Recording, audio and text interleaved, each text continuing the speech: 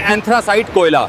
ये कोयले की सबसे उच्च श्रेणी है। इसे कठोर कोयला कहते हैं, जिसमें कार्बन की मात्रा 90% से ज्यादा होती है। इसका रंग काला और चमकदार होता है और ये सबसे ज्यादा ऊष्मा देता है। भारत में ये लगभग सिर्फ जम्मू और कश्मीर में ही पाया जाता है।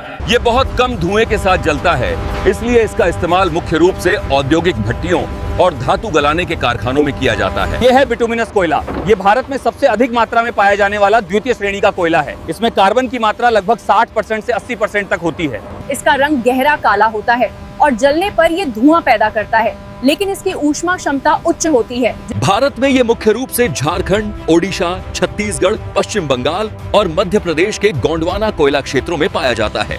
ये है लिग्नाइट कोयला। इसे भूरा कोयला भी कहा जाता है। ये कोयले की तीसरी श्रेणी है, जिसमें कार्बन की मात्रा लगभग 40% से 55% तक होती है।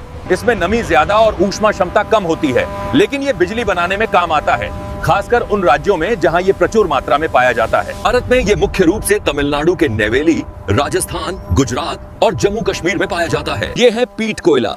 ये कोयले की सबसे निम्न श्रेणी है, जिसमें कार्बन की मात्रा सबसे कम होती है। ये अधजली लकड़ी जैसा होता है और अधिक नमी के कारण कम ऊष्मा देता है। भारत में यह कुछ सीमित क्षेत्रों में ही पाया जाता है।